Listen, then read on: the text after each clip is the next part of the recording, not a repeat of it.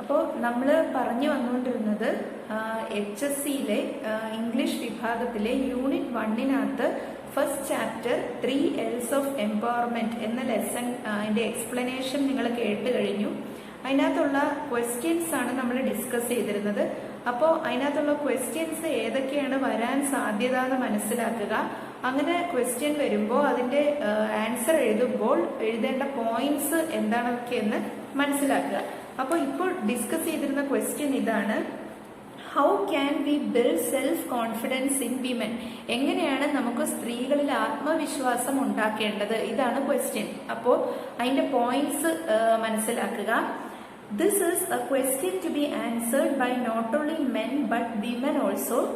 On many occasions, women turn hostile to women. ഇത് സ്ത്രീകളും കൂടെ ഉത്തരവാദിത്തപ്പെട്ട ഒരു ക്വസ്റ്റ്യൻ ആണ്.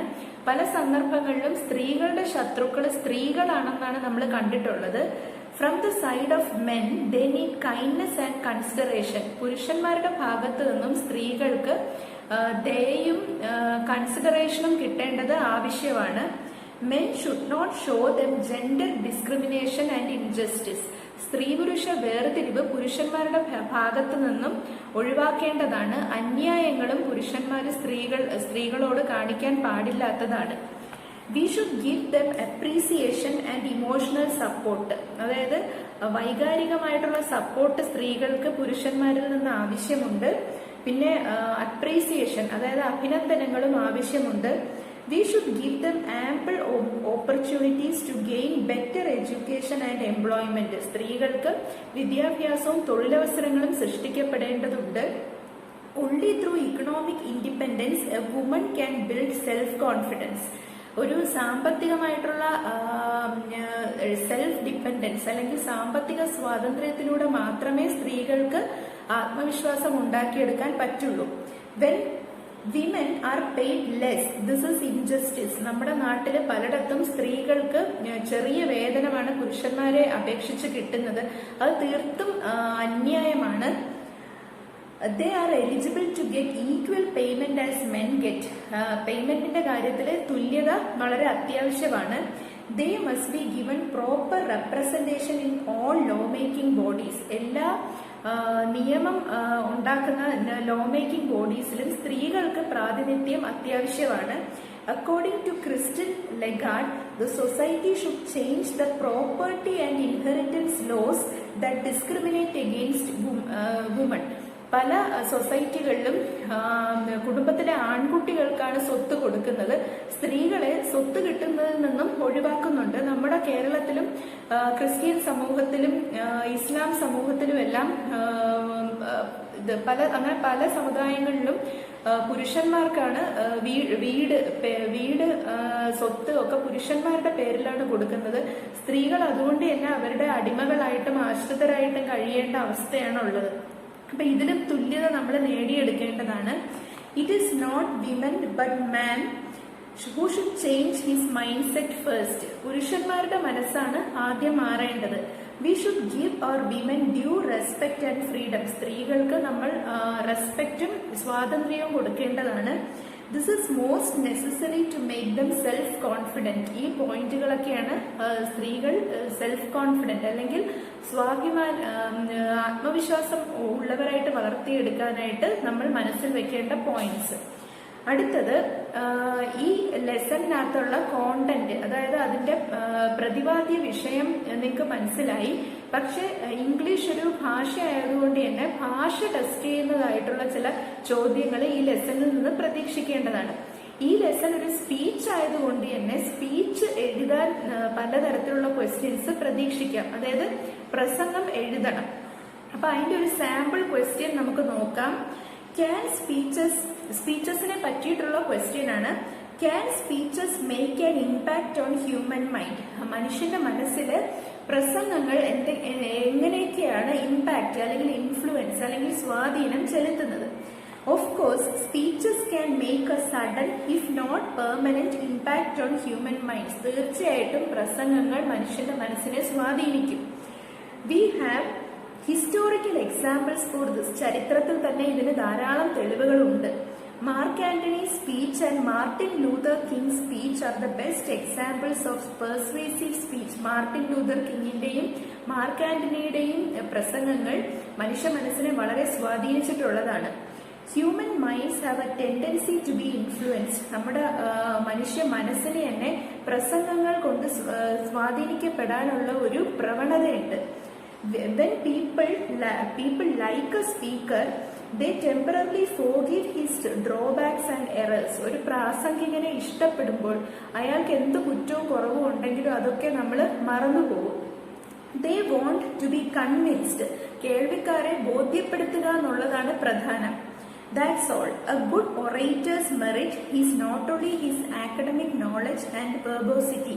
ഒരു പ്രാസംഗികന്റെ കഴിവെന്ന് പറഞ്ഞാൽ അദ്ദേഹത്തിന്റെ അറിവും അദ്ദേഹത്തിന്റെ വാചാലതയും, വെർബോസിറ്റി എന്ന് പറഞ്ഞാൽ വാചാലതയും മാത്രമല്ല, പിന്നെ എന്താണ്, but his talent to convince the audience through powerful and meaningful words. അദ്ദേഹത്തിന് കേൾവിക്കാരെ വശീകരിക്കാനുള്ള കഴിവ്, അതാണ് ഏറ്റവും പ്രധാനം.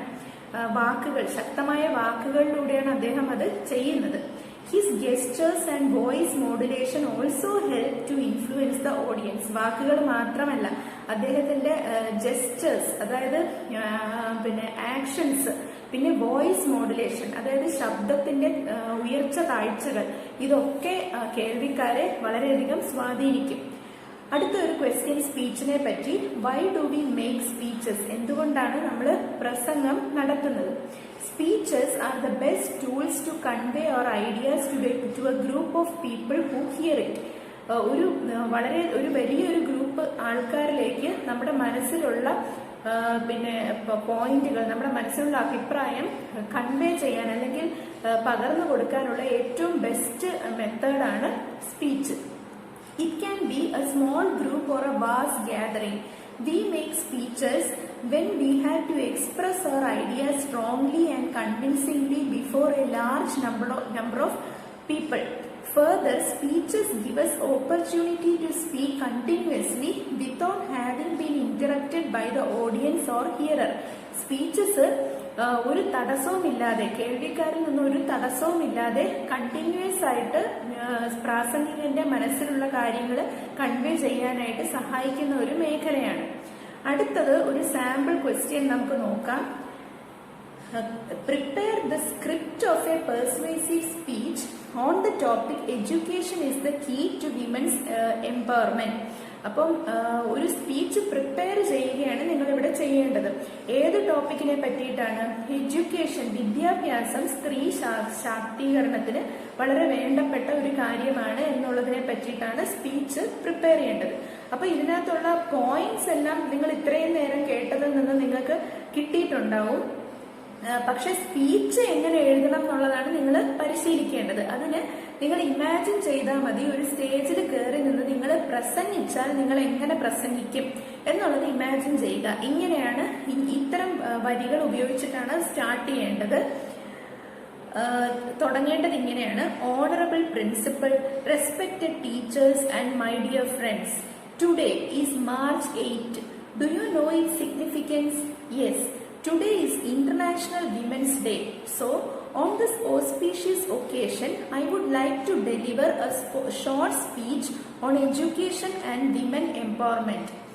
ഈ രീതിയിൽ വേണം ഓരോ സ്പീച്ചും സ്റ്റാർട്ട് ചെയ്യേണ്ടത്. അതായത് നിങ്ങൾ എവിടെയാണ് പ്രസംഗിക്കുന്നത്, ഓഡിയൻസിൽ ആരൊക്കെയുണ്ട്, അല്ലെങ്കിൽ വിശിഷ്ട വ്യക്തികളിൽ ആരൊക്കെയുണ്ട്, ഈ കാര്യങ്ങളെല്ലാം നമ്മുടെ സ്പീച്ചിന്റെ തുടക്കത്തിൽ സൂചിപ്പിക്കണം. പിന്നെ നിങ്ങളിപ്പോൾ കേട്ട പോയിന്റ്സും പിന്നെ നിങ്ങളുടെ മനസ്സിൽ നിങ്ങളുടേതായിട്ടുള്ള അഭിപ്രായങ്ങളുണ്ടാവും.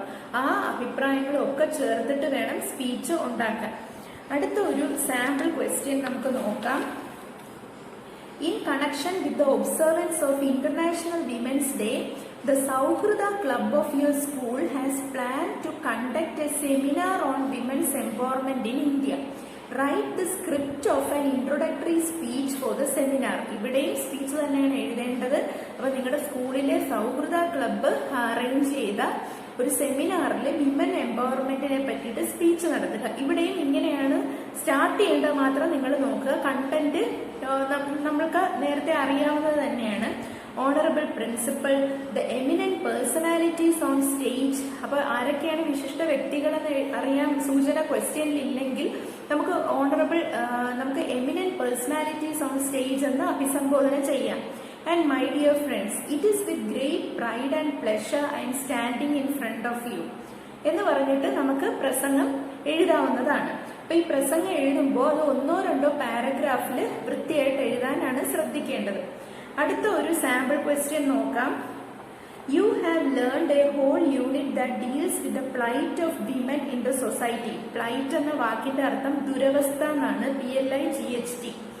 Suppose your school has got a golden opportunity to honor Christine Lagarde when she visited India last week. Christine ലഗാർഡിനെ ഒരു വിശിഷ്ട വ്യക്തിയായിട്ട് നിങ്ങളുടെ സ്കൂളിൽ വിളിച്ചിരിക്കുകയാണെങ്കിൽ നിങ്ങൾ ക്രിസ്റ്റ്യൻ ലഗാർഡിന്റെ മുമ്പിൽ എങ്ങനെ പ്രസംഗിക്കൂ എന്നുള്ളതാണ് ക്വസ്റ്റ്യൻ. ക്രിസ്റ്റ്യൻ ലഗാർഡ് ഇപ്പോഴും ജീവിച്ചിരിക്കുകയാണ്, 64 വയസ്സായിട്ടുള്ളൂ. അപ്പോ ക്വസ്റ്റ്യൻ എങ്ങനെയാണെന്ന് നമുക്കൊന്ന് നോക്കാം. She visited your school also and attended a function there which was presided over by the district collector. District collector വിശിഷ്ട വ്യക്തികളുടെ കൂട്ടത്തിലുണ്ട്. You were asked to deliver the welcome speech. How would you have welcomed Christine Lagarde? Christine Lagarde-നെ നിങ്ങൾ എങ്ങനെ welcome ചെയ്തേക്കാം? അപ്പോൾ അതിന്റെ നമുക്ക് points നോക്കാം. ഇങ്ങനെയൊക്കെയാണ് ഇത്തരം സെന്റൻസുകൾ നിങ്ങൾ ഉപയോഗിക്കണം. ഓണറബിൾ ഡിസ്ട്രിക്ട് കളക്ടർ, പേര് പറയുക. Respected principal, the most radiant attraction of this program, Madam Christine Lagarde, teachers, parents and my dear friends, first of all, let me thank God for the opportunity we have been blessed with to honor this powerful woman in our school campus. Welcome to Kerala, Madam Christine Lagarde. This lady who has humbly accepted our invitation to come over here is not simply a woman, but the icon of the power and success women enjoy in this changing world. She stands for women's talent, vigor, courage and eminence. Vigor എന്ന് പറഞ്ഞാൽ ഊർജ്ജസ്വലത എന്നാണ്. When she was elected to the coveted minister's berth in French ministry, the minds of the whole world of women surged with pride and joy. ഇത്തരം complicated വേർഡുകളൊന്നും ഉപയോഗിക്കണമെന്നില്ല. Simple ആയിട്ട് just welcome ചെയ്തുകൊണ്ട് നിങ്ങൾക്ക് ഓർമ്മയിൽ നിൽക്കുന്ന സെന്റൻസുകൾ എഴുതിയാൽ മതിയാവും.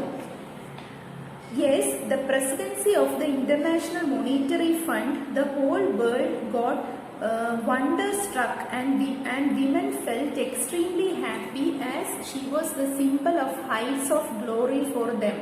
I am not flattering you, ma'am. ഞാൻ നിങ്ങളെ വെറുതെ പൊക്കി പറയുകയല്ല. It is truth I am speaking. The world bows before you. You have shown the women of the world that nothing is impossible. Christine Lagarde has proposed 3 L's for the empowerment of women all across the world. Do you know what they are? They are learning, labor and leadership. She has proven the success of this theory through her successful life and career. ഇങ്ങനെ പറഞ്ഞ് ഒരു പ്രസംഗം പൂർത്തിയാക്കുക. അടുത്ത ഒരു sample question നോക്കാം. Read the following passage from the 3 L's of empowerment and answer the questions that follow. ഈ ലെസണിനകത്തുള്ള കുറച്ച് വരികൾ കൊടുത്തിട്ട് അതിനെ സംബന്ധിച്ച് ചില ക്വസ്റ്റ്യൻസ് ആണ് ഇവിടെ കൊടുത്തിരിക്കുന്നത്.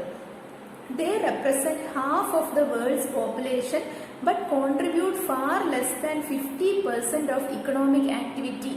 What is needed to change this picture is a concerted effort to open the door to opportunity with what I call the 3 L's of women empowerment. Question ഇങ്ങനെ വരും. Who are referred to as they in the passage? They എന്ന് ഉദ്ദേശിക്കുന്നത് വിമനെയാണ്. What are the 3 L's of women empowerment? Write a paragraph on how women can be empowered. Question ശ്രദ്ധിച്ചു വായിച്ചു നോക്കിയിട്ട് അതിന് മാത്രമാണ് ഉത്തരം എഴുതേണ്ടത്. അടുത്ത ഒരു മോഡൽ ക്വസ്റ്റ്യൻ ആണ്. Imagine that Christine Lagarde is visiting your school. You would like to interview her for your school magazine. Write 4 questions that you would like to ask her. നിങ്ങൾ ക്രിസ്റ്റീൻ ലഗാർഡിനെ ഇന്റർവ്യൂ ചെയ്യുവാണെങ്കിൽ നിങ്ങൾക്ക് ചോദിക്കാൻ ആഗ്രഹമുള്ള 4 questions, അത് നിങ്ങളുടെ ആഗ്രഹം പോലെ നിങ്ങൾക്ക് ചോദിക്കാവുന്നതാണ്. അടുത്ത ഒരു സാമ്പിൾ ക്വസ്റ്റ്യൻ നോക്കാം. Given below are few details about Christine Lagarde. Christine ലഗാർഡിനെ പറ്റി കുറച്ച് ഡീറ്റെയിൽ കൊടുത്തിരിക്കുകയാണ്. അതൊരു ടേബിൾ പോലെ ആയിരിക്കും കൊടുത്തിരിക്കുന്നത്. അത് നോക്കിയിട്ട് നിങ്ങൾ ഒരു പ്രൊഫൈൽ എഴുതണമെന്നാണ് പറഞ്ഞിരിക്കുന്നത്. അന്ന് വേറൊന്നുമില്ല, ഈ ഡീറ്റെയിൽ നോക്കിയിട്ട് ആ ഡീറ്റെയിലുകളിൽ നിന്ന് സിമ്പിൾ സെന്റൻസുകൾ ഉണ്ടാക്കി ഒരു പാരഗ്രാഫ് ആയിട്ട് എഴുതിയാൽ മതിയാവും.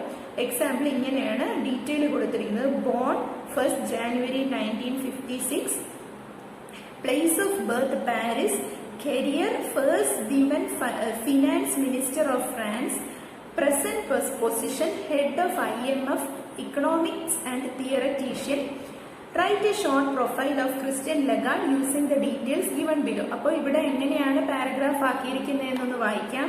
Christian Lagarde was born in Paris on 1st January 1956. She is an economist and women leader. She became the finance minister of France and is the first woman finance minister of developed countries. Now she works as the head of the International Monetary Fund. She is a well-known economist and theoretician. ഇങ്ങനെ just paragraph ആക്കി മാറ്റിയാൽ മതിയാവും. അടുത്തത് rewrite the passages after correcting the errors in them. ഒരു sentence കൊടുത്തിട്ടുണ്ട്, അതിനകത്തുള്ള തെറ്റ് തിരുത്തി എഴുതുക. ഇങ്ങനെയാണ് സെന്റൻസ് കൊടുത്തിരിക്കുന്നത്. It is time to creating the world where all woman can meet their potential without impediment or prejudice and the world will reap the benefits. അപ്പൊ ഇതിനകത്തുള്ള മിസ്റ്റേക്ക്, ആ വേർഡ് വുമൺ എന്നുള്ള വേർഡും വിമൻ എന്നുള്ള വേർഡും നിങ്ങൾ മനസ്സിലാക്കേണ്ടതാണ്. WOMAN എന്ന് പറയുന്നത് ഒരു സ്ത്രീയാണ്. വുമൺ എന്നാണ് അതിന്റെ പ്രൊനൗൺസിയേഷൻ. WOMEN എന്ന് പറഞ്ഞത് സ്ത്രീകൾ, പ്ലൂറലാണ്. അതിന്റെ പ്രൊനൗൺസിയേഷൻ വിമൻ എന്നാണ്. എഴുതുന്ന പോലെയല്ല ഇതിന്റെ ഈ വാക്കുകളുടെ ഉച്ചാരണം. അപ്പോൾ അതിന്റെ കറക്ഷൻ ഇങ്ങനെയാണ്. It is time to create a world where all women can all എന്ന് പറയുമ്പോൾ ഒരു സ്ത്രീകൾ പ്ലൂറൽ ആണെന്ന് ഓർത്തിരിക്കുക. Women can meet their potential without impediment or prejudice and the world will reap its benefits. അടുത്ത സാമ്പിൾ ക്വസ്റ്റ്യൻസ്. ഈ ലെസണിൽ പ്രധാനമായിട്ടും സ്പീച്ചുകൾ എഴുതാനാണ് വരുന്നത്. പാരഗ്രാഫ് എഴുതാനും വരും. അപ്പോൾ ഒരു പാരഗ്രാഫ് എഴുതാനുള്ള ഒരു ക്വസ്റ്റ്യൻ വായിക്കാം. In her speech, The 3 L's of Empowerment, Christine Lagarde speaks about the importance of learning in empowering women. Do Indian women get an equal space in the society? Write a paragraph of about 100 words on the social, cultural and economic status of Indian women. അപ്പോൾ ഈ ലെസണിൽ നിങ്ങൾ കേട്ട പോയിന്റ്സും നിങ്ങളുടെ സ്വന്തം അഭിപ്രായങ്ങളും ചേർത്ത് ഒരു paragraph എഴുതിയാൽ മതിയാവും. അടുത്ത ഒരു സാമ്പിൾ നോക്കാം, ക്വസ്റ്റ്യൻ മോഡൽ നോക്കാം. Imagine that your residence association is organising a celebration of Women's Day. As the secretary of the youth wing of the association, you are asked to deliver a speech on the role of women in the family and society. Draft a speech in the light of your reading of the 3 L's of Empowerment and Any Woman. അടുത്ത lesson ആണ് പറഞ്ഞത്. അപ്പൊ ഇത് തുടങ്ങും. Speech ആകുമ്പോൾ എപ്പോഴും തുടക്കമാണ് ശ്രദ്ധിക്കേണ്ടത്. അപ്പൊ നിങ്ങളുടെ റെസിഡൻസ് അസോസിയേഷന്റെ ഒക്കെ സ്പീച്ച് ആണെങ്കിൽ നിങ്ങൾക്ക് ലേഡീസ് ആൻഡ് ജെന്റിൽമെൻ എന്ന് പറഞ്ഞ് തുടങ്ങാം. Ladies and gentlemen, good morning. Being the secretary of the youth wing of our residents association, I take it as a privilege to deliver this short speech on the role of women in the family and society in India. അങ്ങനെ പറഞ്ഞ് speech എഴുതുക. അടുത്ത ഒരു പ്രധാനപ്പെട്ട മോഡലാണ് letter എഴുതാനുള്ളത്. അപ്പൊ ലെറ്ററിന്റെ model നിങ്ങൾ പഠിച്ചിട്ടുള്ളതാണ്, എന്നാലും ഒന്നും കൂടി ഞാൻ പറയാം. You are a regular commuter in city buses. You have noticed that the seats reserved for women are usually occupied by men. നിങ്ങൾ സ്ഥിരമായിട്ട് സിറ്റി ബസ്സിൽ പോകുന്ന ആളാണ്. അപ്പോൾ സ്ത്രീകളുടെ സീറ്റിൽ പുരുഷന്മാരിരിക്കുന്നത് നിങ്ങൾ സ്ഥിരമായിട്ട് കാണുന്നുണ്ട്. അപ്പോൾ നിങ്ങളൊരു ലെറ്റർ എഴുതണം. കംപ്ലൈന്റ് ആണ്. The conductor of the bus does not respond to your complaints and you decide to report it to the station master. Station മാസ്റ്റർക്ക് കംപ്ലൈന്റ് എഴുതുകയാണ്. അപ്പോൾ ഇതൊരു ഫ്രണ്ട്ലി ലെറ്റർ അല്ല, ഇതൊരു ഒഫീഷ്യൽ ലെറ്റർ ആണ്. അതായത് ഒരു ഫോമൽ ലെറ്റർ ആണ്. അപ്പൊ ഫോമൽ ലെറ്ററിന്റെ മോഡൽ ഞാൻ പറയാം. തുടങ്ങുമ്പോൾ നിങ്ങളുടെ അഡ്രസ് ആണ് വെക്കേണ്ടത്. നിങ്ങളുടെ അഡ്രസ് ആദ്യം വെക്കുക. അപ്പൊ നിങ്ങളുടെ അഡ്രസ്സിൽ നിങ്ങളുടെ പേര് വെച്ചില്ലെങ്കിലും കുഴപ്പമില്ല, വെച്ചാലും പ്രശ്നമൊന്നുമില്ല. രണ്ടാമത് നിങ്ങൾ കൊടുക്കേണ്ടത് ഡേറ്റ് ആണ്. ഡേറ്റ് വെക്കുമ്പോൾ മാസത്തിന്റെ പേര് വേർഡിൽ തന്നെ എഴുതണം. ഫോർ എക്സാമ്പിൾ 19th September 2020 അങ്ങനെ എഴുതുക. മൂന്നാമത്തെ ഐറ്റം എന്ന് പറയുന്നത് നിങ്ങൾ ആർക്കാണോ ലെറ്റർ അയക്കുന്നത് ആ ആളുടെ അഡ്രസ്സാണ് കൊടുക്കേണ്ടത്. അപ്പോൾ ഒഫീഷ്യൽ ലെറ്റർ ആകുമ്പോൾ പേര് വെക്കേണ്ട, ഡെസിഗ്നേഷൻ ആണ് വെക്കേണ്ടത്. അപ്പൊ ഇവിടെ the station master KSRTC Ernakulam, അങ്ങനെ ആ രീതിയിലാണ് വെക്കേണ്ടത്. 3 ഐറ്റം കഴിഞ്ഞു. ഇനി 4ാമത്തെ ഐറ്റം എന്ന് പറഞ്ഞാൽ സബ്ജക്റ്റ് ആണ്, അതായത് എന്താണ് വിഷയം. അപ്പൊ സബ്ജക്റ്റ് എന്ന് എഴുതുക. ഇവിടെ complaint against men occupying women seat, അങ്ങനെ സബ്ജക്റ്റ് വെക്കുക. അടുത്തത് റെസ്പെക്റ്റഡ് സർ എന്ന് പറഞ്ഞ് സ്റ്റാർട്ട് ചെയ്യുക. അഥവാ നമ്മുടെ നിയമസംഹിതയിലുള്ള റൂള് കോട്ട് ചെയ്യാൻ ഉണ്ടെങ്കിൽ അതിപ്പം നിങ്ങൾക്ക് അറിയണമെന്നില്ല. അപ്പൊ സാധാരണ അങ്ങനെ ഒഫീഷ്യൽ ലെറ്റർ വയ്ക്കുമ്പോൾ ആ റൂളും കൂടെ കോട്ട് ചെയ്യാനുണ്ട്. അപ്പൊ റൂളിന്റെ നമ്പറൊക്കെ കൊടുക്കാറുണ്ട്. അപ്പൊ ഇവിടെ ഒഫീഷ്യൽ ലെറ്റർ നിങ്ങൾ സാധാരണ ഈ മെത്തേഡ് ഉപയോഗിച്ച്, ഈ പാറ്റേൺ ഉപയോഗിച്ച് എഴുതിയാൽ മതിയാവും.